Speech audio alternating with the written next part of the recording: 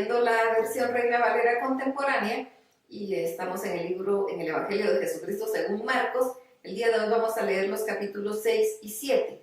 Dice así Marcos capítulo 6. De ahí Jesús se fue a su tierra y sus discípulos lo siguieron.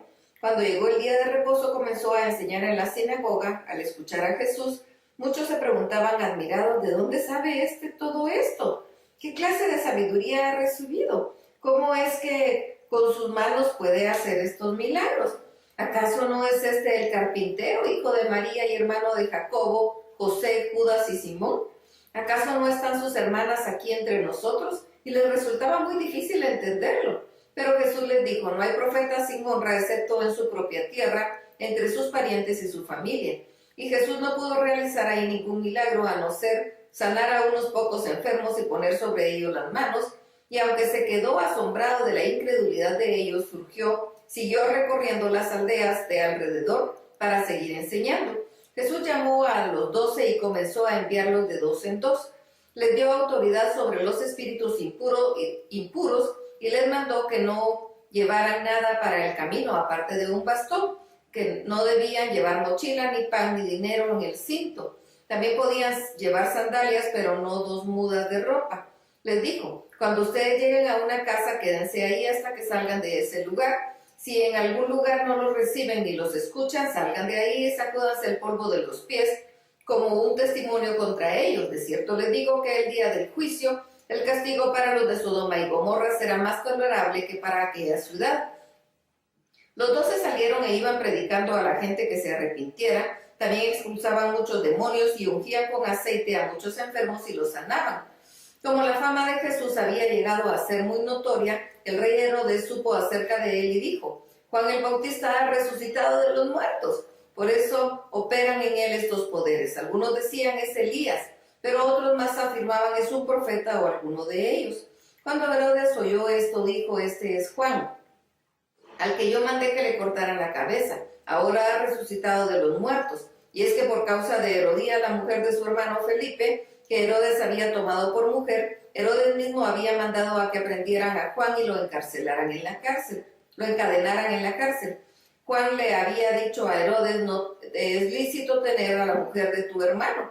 Por eso Herodías le guardaba rencor y deseaba matarlo, pero no podía porque Herodes temía a Juan, pues sabía que era un hombre justo y santo.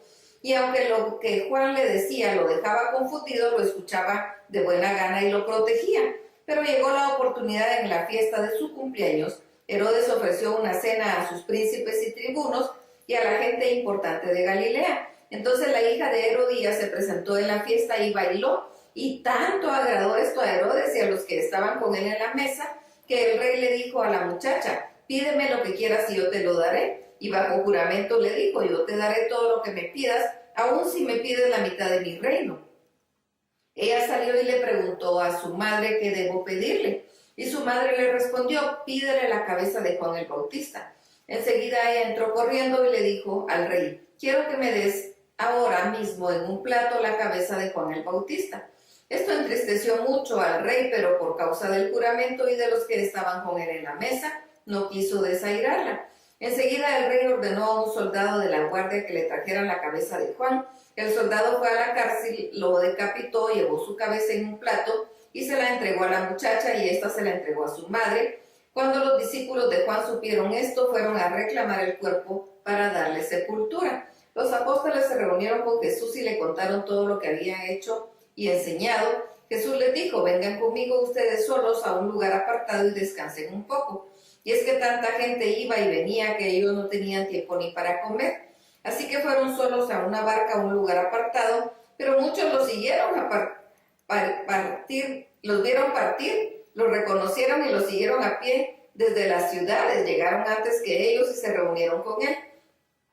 Cuando Jesús salió de la barca y vio a tanta gente, tuvo compasión de ellos porque parecían ovejas sin pastor y comenzó entonces a enseñarles muchas cosas. El tiempo pasó y se hizo tarde, así que sus discípulos se acercaron a él y le dijeron, ya es muy tarde y en este lugar no hay nada. Despide a esta gente para que vayan a los campos y aldeas cercanas y compren algo de comer. Jesús le respondió, denles ustedes de comer. Pero ellos le dijeron, ¿quieres que vayamos a comprar pan y les demos de comer? Eso costaría como 200 días de sueldo. Jesús les dijo, vayan a ver cuántos panes tienen ustedes. Cuando lo averiguaron le dijeron, tenemos 5 panes y 2 pescados. Jesús les mandó entonces que hiciera que la gente se recostara por grupos sobre la hierba verde, y así lo hicieron, formando grupos de 100 y de 50 personas. Jesús tomó entonces los 5 panes y los 2 pescados, y levantando los ojos al cielo los bendijo, luego los partió y los dio a sus discípulos para que los repartieran entre la gente, y también repartió entre todos los 2 pescados. Todos comieron y quedaron satisfechos, y con lo que sobró del pan y los pescados llenaron 12 cestas. Los que comieron fueron como 5,000 hombres. Enseguida hizo que sus discípulos subieran a la barca y que se adelantaran a la orilla, a Betsaida, mientras que él despedía a la multitud. Pero después de despedidos se fue al monte a orar. Cuando llegó la noche, la barca estaba a la mitad del lago y Jesús estaba en tierra solo. Pero cerca del amanecer fue hacia ellos caminando sobre las aguas, pues los vio remar con mucha dificultad porque tenían el viento en contra. Hizo el intento de pasar de largo, pero ellos al verlo caminar sobre las aguas pensaron que era un fantasma y comenzaron a gritar. Pues todos lo vieron y se asustaron, pero él enseguida habló con ellos y les dijo, ánimo, soy yo, no tengan miedo. Al subir a la barca con ellos el viento se calmó y ellos estaban muy asombrados, más bien su corazón estaba endurecido y aún no habían entendido lo de los panes. Terminaba la travesía, llegaron a la orilla y tocaron tierra de Genesaret.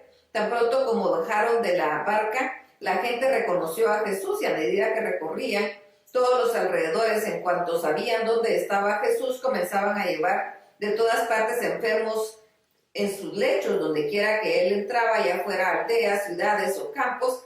Ponían en las calles a los que estaban enfermos y les rogaban que les permitieran tocar siquiera el borde de su manto, y todos los que lo tocaban quedaban sanos.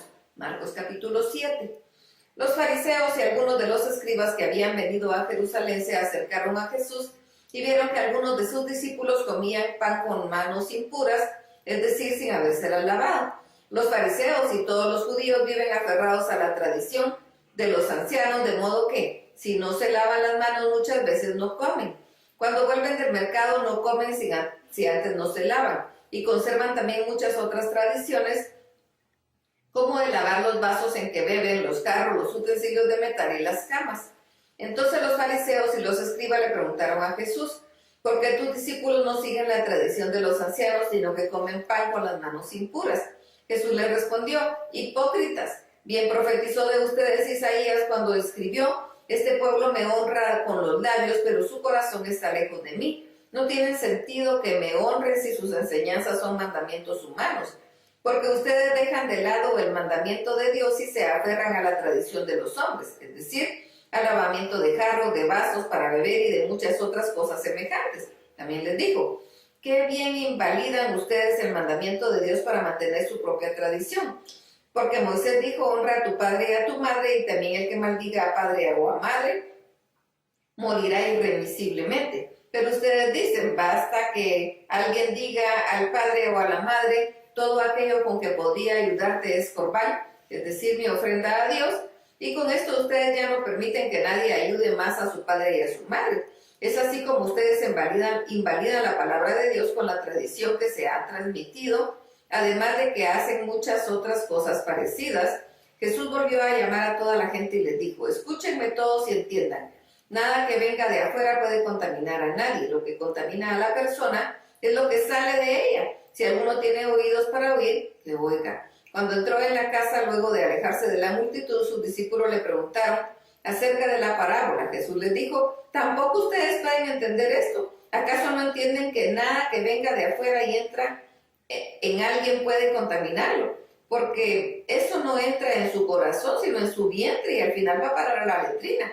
Con esto Jesús estaba diciendo que todos los alimentos son limpios, aunque también decía que lo que contamina es lo que sale de la persona, porque de adentro del corazón humano salen los malos pensamientos, la inmoralidad sexual, los robos, los homicidios, los adulterios, las avaricias, las maldades, el engaño, la lujuria, la envidia, la calumnia, la soberbia y la insensatez.